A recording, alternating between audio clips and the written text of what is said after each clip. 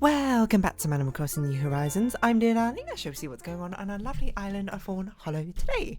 Well, we'll be relaxing as per usual. It's not a weekend I said that, but that's just how relaxed we are.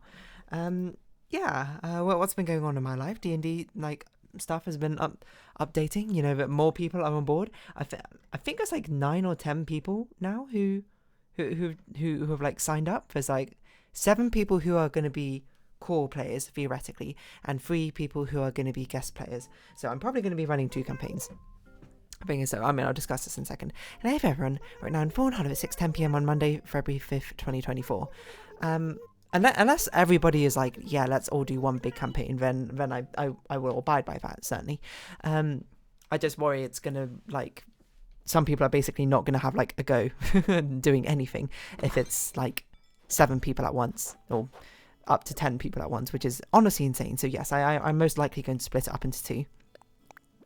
And when I actually spoke about this like initially ages ago, is some of my friends live close to me, some of them don't. I initially wanted to split it up such that the people I would have one group of people who would be like, yeah, we all hello, what's up? Who we'd all be playing in person, and another group of people who would be playing online. Mountain. I thought that was already our nickname. Maybe it was not. Maybe it's like fallen out of flavour or something. I don't know. What on earth is the message? Festival. Oh, I see. So it was originally going to be one group in person, one group not in person. But after seeing like what some people want to get out of it, and you know, some people's characters I think work better with others. Some people's probably like personalities probably vibe better with others. As you know, you kind of want more people aligned on the same sort of ideas when playing together, but not like you know, it's not great if someone wants like a really deep cinematic story and someone like that, and one person just wants to beat people up, you know. I'm not saying my friends are as reductive of that. I think most of them probably want a mix of somewhere in between, but I think I at least have a plan of the idea of the 2 splits of a group, which is probably going to happen. At least I have an idea of how it's going to split up. I don't know if people will be super against it or not, but that remains to be seen. I will be informing them probably today. We'll see. But it's cool to see how many people are actually pretty excited about it, to be honest. So we'll sort of had to see how it pans out. We'll have to see also how often it happens, because I think 2 campaigns every week is a lot. Like I'm willing to give it a shot, but I also think it might end up being too much. So I might just like have to be like, okay, you know, I can't do 2 campaigns every single week, and we're gonna be alternating every 2 weeks for the 2 of you. I don't know. Well, we'll just have to see. I mean, maybe people would just be like, oh, I only ever want to play it. I only want to play every 2 weeks anyway. Otherwise, it's too much. I'm sure there's probably going to be a certain bias, I think, to begin with, where people are like, hey, you know, I want to play every single week. But, you know, that's a sort of like a honeymoon period, right? Where it's like, oh, it's a new thing. Everyone, of course, we all want to do it like every single week. But we'll see how it goes. Maybe they do, maybe don't. Maybe some people will be like, let's do it 5 times a week. In which case, I'll be like, no, not going to happen. If you want to do it 5 times a week, you DM. It's probably what I'd say to that. Yeah, so I think it's cool how many people are interested. And I've got most characters for most people now. Just 2 people left, I suppose. Or at least a basic idea. But yeah, I don't know. I wasn't going to talk about D&D this entire time, to be perfectly honest. You know what I was going to talk about? I was going to talk about... I guess we'll have like a 2-in-1 story, which is, I suppose, if anything, you know, quite reminiscent of the fact of the campaigns being split into 2. It happened a couple of days ago, and I was going to talk about it. It really is quite an inconsequential thing, but I felt like I could probably stretch it out for a conversation for 20 minutes or so. But I was working on the D&D thing, you know, like finished playing games with my friends. I think it was like midnight or something, or maybe a bit past midnight. I think it was on Saturday. Might have been Friday. Can't really record, to be perfectly honest. And then I just like looked over to my curtains, and it was like a huge fly, just like chilling around the curtain. When I say huge, I mean maybe like the size of like a thumb, like the tip of a thumb. No, that's too big. it could fit inside the tip of a thumb, I think, but probably it was like the size of like, I was gonna say raisin, maybe like a big raisin sort of thing. And I went, whoa, how did that fly get here? Because my window hasn't been open for ages. I don't know any of the windows which have been open at all. So I don't know how on earth a fly even snuck in, to be perfectly honest. But, you know, I don't like to kill the insects if I don't have to, but, you know, end up inside a house, and, you know, I try and like release them outside. But I will say flies are definitely one of the more annoying ones to get and coax outside. Mainly because they are so unresponsive to you when you get close to them. But as soon as you try and like capture them or scoop them up in anything, they're just like, no. They're like an absolute ninja. They absolutely just dodge exactly wherever your box is going. I think it was it's something like because a fly have so many eyes or something, and they perceive things slower than humans do, or something like that, right? So they can actually react and dodge out of the way. Because let's be real, you know, people don't like spiders, but spiders are one of the best insects to actually pick up and put outside, because spiders, they're kind of skitterish, like, but a lot of them will actually just like climb onto your hand or climb onto a piece of paper that you put in front of them, or they're easy to scoop up into something, you know. They can't fly, I suppose, is kind of the main thing, and despite being skittery, they don't dodge out of the way that easily, I suppose. So it's a lot easier to trap them, capture them in something, than put them outside. And then bees and wasps, I think, are one of the more annoying ones to get in your room, because, you know, I don't want to get stung. And I'm talking about here in the UK. You know, they're basically the only kind of insects which could actually harm you in any conceivable way.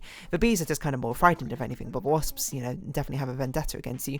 But the thing is, they fly about like absolutely crazy, and they actually do kind of get corralled. Like, if they're sort of flying about, you can get a piece of paper or like a piece of card, and you can sort of flap a breeze in that direction, and they all start to head in that direction of a breeze, so you can just crack open a window, get them to the breeze, and then like slowly sort of push them out of a window. It's fantastic. But flies don't do that. Flies are just too chaotic, I suppose. It's like flies don't want to leave.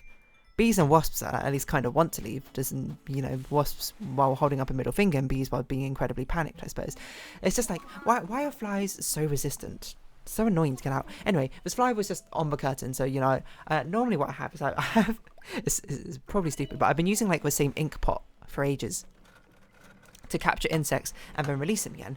And normally smaller flies I can get kind of fine with this, but with bigger, this was quite a big fly, and I was like, I'm not sure if it's actually going to fit in the ink pot properly.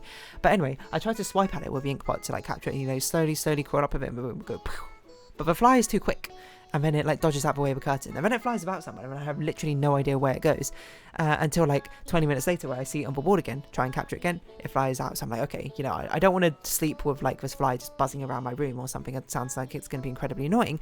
So I like left my door open, and then, you know, at the corner where I am, so like another 20 minutes later, I see the fly start to exit my room into a corridor. I'm like, perfect, okay, I can deal with that tomorrow morning instead, and the fly won't be buzzing around annoying me in my sleep.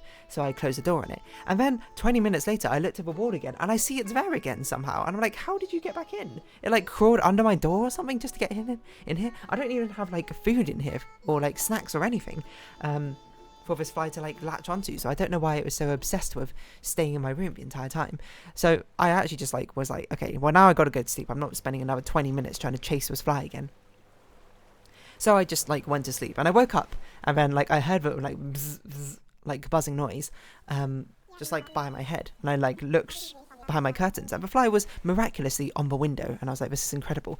You know, this is a rare found opportunity of a fly actually standing on the exact place it needs to exit. So, you know, I very carefully opened the window, and I just like sort of shooed it out of a window, and it flew off. Thankfully, it did not fly back into the room. I will say, you know, moths, despite the fact that moths always seem to land on a window, they always seem to fly back into the room every single time I try and open up a window and shoot them out the window. It's incredible, the ability they have to do that, of which to do that. Annoying, I suppose, at the same time as well. But, you know, they're a moth. Like, the thing with the insects is they kind of don't really know what they're doing in the first place anyway, so who am I to necessarily judge them, I suppose, about it? We have no fruits, so let's sell some fruits. But it would be so nice if I could just like communicate with the insects and be like, hey, if you want to live, because you're not going to be able to live, I suppose, if you stay inside, you know, this building. It's not like I have like food sitting out just for you to consume or anything like that. You're going to want to go back into nature, you know. You're going to want to find like a nice tasty cherry tree or something out there, and, you know, then you can have all the nutrients you particularly want. It'd be so nice if I could just like telepathically communicate with insects or like control them to actually just leave a room. Now, would it be my first choice of a superpower? No. It would be my first choice, I suppose, of a mundane superpower. like the power to influence a direction that insects can travel in, I suppose. It would certainly be rather convenient, I think. Or like, or maybe like I can like mind pacify an insect temporarily. So then I can like put them on the windowsill and like unpacify them, and then they can go off and do whatever they want to do. Because yeah, I'm not really bothered by insects, I suppose, in the first place. But it's a thing where I don't care that much about. It's how should I put this? I guess the biggest annoyance of insects being inside is one, contamination is definitely like a big thing, you know. Where's a fly's feet been? I don't want it landing on anything, like especially if I'm like just like eating and it lands on my food, that's gonna be like terrible, or anything like that. I don't want it like particularly crawling over my face, you know. While it's not gonna like freak me out or anything, it's like why would I choose to have that? I suppose if the options between it are having it as a possibility or not having it as a possibility, I'm gonna choose not having it as a possibility. Maybe you do, in which case fair enough to you. I don't know where I was going with this, but it's not like they bother me that much, you know. I'm like, if a spider wants to like be in like a dark corner of like a cupboard or something, or like I don't have a cellar, but if I had a cellar and wants to sort of chill there and, you know, not disturb me or anything like that, perfectly fine. Don't make cobwebs like across the staircase or the stairwell or anything like that. I'm perfectly cool with that. I don't know how many flies you're going to catch down here, but I guess you might catch some. It's just, in my mind, I feel like the insect's chance of survival is like significantly higher outside than it is inside. Like, inside, positives, no predators, true. If you somehow gain access to the fridge, then you have like a ton of an endless bounty and supply of food for you for the rest of your days. True. But the risk of literally like anyone else in the house seeing you and wanting you dead is incredibly high. So I guess it's not quite predators equals 0. To be perfectly honest, but like if anyone like comes around, they see it, and you know, there's a decent chance they might like swat at it or something. I feel like I'm not going to blame people for swatting at insects because, you know, that's just kind of like a very human reaction, I suppose, in the end. While I certainly have sympathy for the insect for being there, it's not like we're doing anything particularly wrong, but it is fair enough, like ingrained within human psyche, I suppose, to be put off by insects, shall we say, or anything so excuse me, similar to that. If we could just have like a cohabitation where we don't bother each other, fine, I suppose, but it's just like, you're not going to live in here very well, insects. It always crosses my mind, like, insects, you have zero chance of surviving properly, I think, inside a house. You're not a human. And it's not like a human, like, survives inside a house only, either. you got to leave a house every now and then to do stuff. So I don't know, trapped insects. It'd be really nice. And this is, I suppose, where you go, you know, like, how do you even get insects in anyway? Like, don't you have screens on your window to prevent them coming in? But no, that's not a very common thing in the UK, like, at all. I don't know anyone who has a screen on their window. Or I don't even think I've seen anyone who has a screen on their window. But I know it's very common in America. It's reasonably common in China as well. I think it must be, like, correlated with how common, like, mosquitoes or something are in your, in your country, is probably correlated with the prevalence of screens appearing over windows. Because at the end of the day, UK is quite nice. I often say it. Like, we don't have many bothersome insects, and the most annoying insect you'll have to deal with, I suppose, in the UK would be a wasp. But even then, it's like not that crazy. Most of the time, the wasps, like, you can just sort of avoid them, unless you like disturb a wasp's nest, in which case, I guess you're kind of, that's kind of your own fault, isn't it?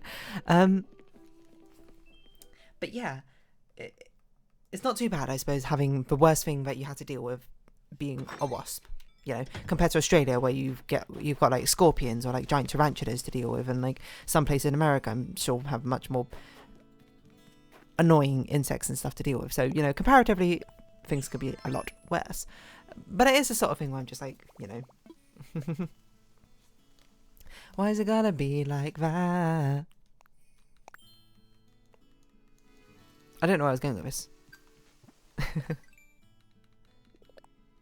Oh yeah, so it's screens on windows and that sort of thing. It's more annoying in summer. It actually used to be so annoying when I was younger, because when I was in like a different, when I lived in a different house, was it that house? I can't remember. I think it's a house I'm picturing. I'm obviously not going to tell you about house, but there was like a wasp's nest or a bee's nest or something like growing on like, not growing, but like that resided on like the eaves of our roof or something like that, and it was like just above my window, so I basically couldn't open my window during the summer or anything, otherwise like I would have a high risk of wasps coming in. Like I did it, like even if you crack it open a little bit, but wasps like still find a way in, so I just like, you know, screw it, I'm not going to open my window at all. It's not worth it to deal with the wasps. I don't remember eventually how we got rid of it. I think it was like in the winter the wasps all move out of the nest or something, and it was like and it was just like, oh, you can just like destroy it because the wasps aren't there anymore or something. But I think it's something like you put them all to sleep or something. Like I see what beekeepers do, you know, there's always a beekeeping TikToks, as they say, which I've not actually seen on TikTok. I've only seen reposted through Reddit, which is the most amusing thing, where you like spray them with some sort of steamy mist thing, and then you like find the queen and you take the queen, and then all the bees will eventually follow if you put them in a thing.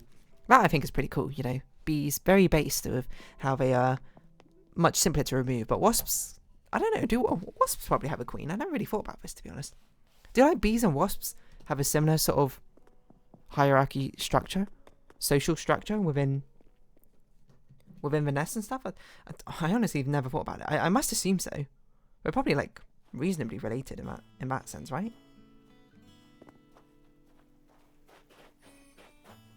I've actually got no clue. I've genuinely never thought about it. How strange.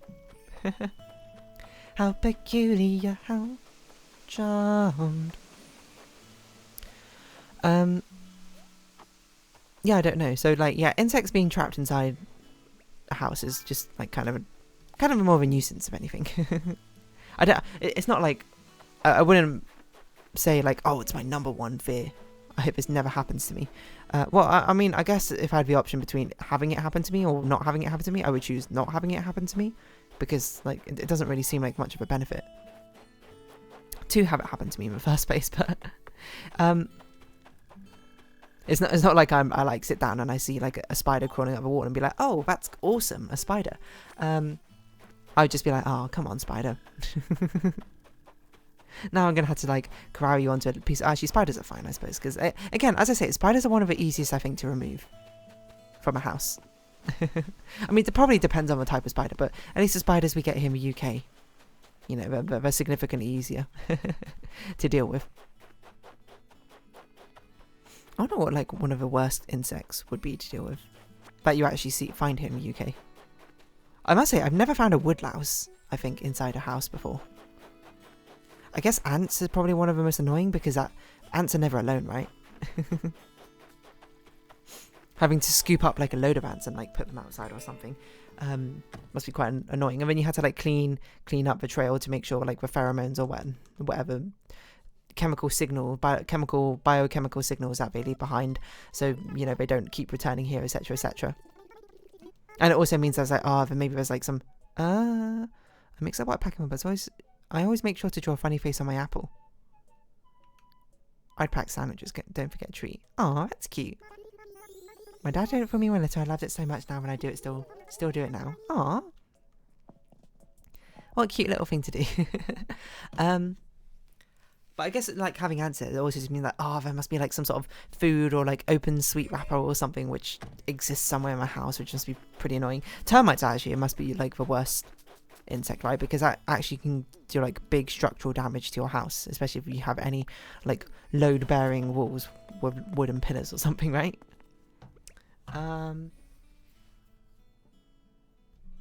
I would just say I'm rather glad we don't have to deal with scorpions or any like venomous / poisonous insects here in the UK. Could be certainly quite annoying otherwise, I think. Anyway, I'm going to round this episode off here. So if you have been watching, thank you very much. It's been Animal Crossing New Horizons. I've been Dear Darling. Likes, comments, subscription, shares, greatly appreciated. Socials, Discord down below. Hope you see each other again, but for now, it's our farewell. So until next time, bye-bye for now. Oh gosh.